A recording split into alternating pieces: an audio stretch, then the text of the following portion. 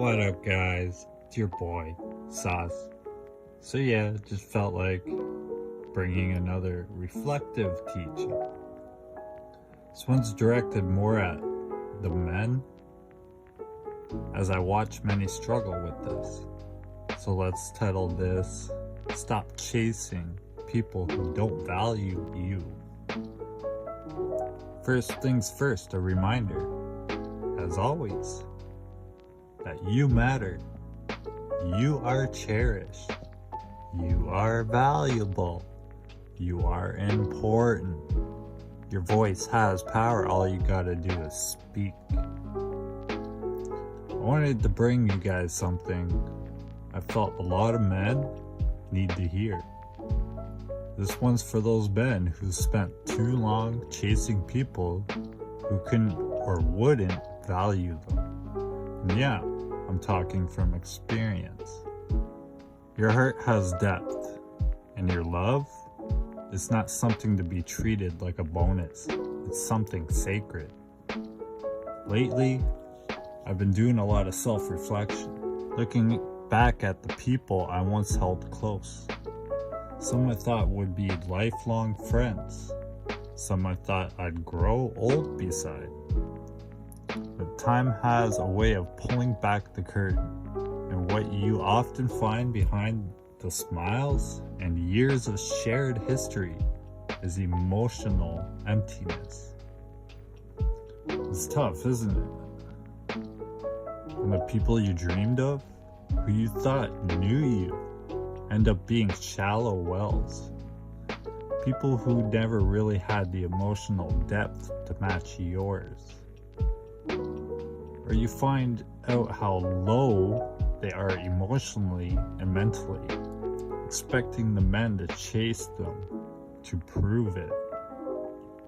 See, there's a moment in every man's life, sometimes more than once, where he finds himself pouring into someone who barely even lifts the cup. You write those long paragraphs, you open up, show vulnerability, give the real you. What do you get back? LOL. Or a thumbs up, or a silence that screams louder than words. You excuse it, tell yourself they're just tired, that maybe they're not good with words. But deep down, you feel it. That emptiness, that pull in your gut that says, this isn't it. You keep showing up, thinking love or friendship is earned if you just try harder. But it's not. When someone truly values you, you'll never feel like you have to earn your spot in their life. You won't have to prove your worth, shrink your truth, or bleed just to be seen. And let's be real. Sometimes the hardest people to let go of are the ones who've been in our lives the longest. But history doesn't always equal loyalty. Time doesn't always mean truth. Even friends you thought would ride with you forever can turn out to be emotionally vacant, using your depth to fill their own shallow spaces, never giving anything back. It hurts, I know. I've been there. It stings when someone you once believed in, who saw the best of you, no longer sees you at all. But let that pain teach you. Let it wake you up. Because there's power in walking away. There's power in finally choosing yourself. If someone makes you question your worth, if they disappear when you need them, if they give you crumbs when you give them a feast, that's not your person. That's not your friend. And that sure isn't love. Some people keep you around not because they love you, but because they love the attention, the validation, the loyalty you bring. But when it's time to truly choose you, they're gone. So feel that truth. Let the fantasy end. Because once you stop chasing the potential of people, you and start making room for those who see you as you are, not just what you offer. You're not a savior to provide what they lack. You're not a fixer to fix what they refuse to fix. You're not a tool or an object to chase and give them what they demand. You're not a second option, a backup plan, or a stepping stone. You're a man with value, independent of what you can give. So stop chasing people who leave you hanging. Stop breaking your own heart to keep someone else comfortable. Stop explaining yourself to people who already decided not to understand you. And control your biology. And ask yourself, is all that sacrifice even worth it?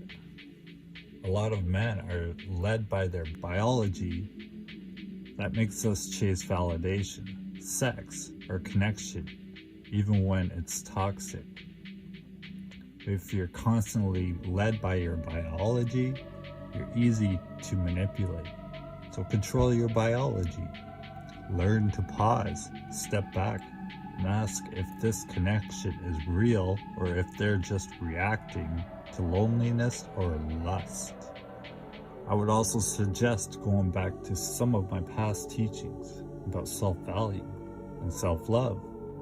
Many times in the past I have said, you don't need anyone to make you happy. Yes, we are men. We crave validation and even possibly long for a deep connection. To have someone to love us, but reality, when you're constantly chasing and getting nothing in return, this will drain you mentally, emotionally, and spiritually. You might end up depressed, bitter, hating women in general, or worse, hating life. And honestly, from my experience, that only takes up space in your mind. You as a man don't need any of that.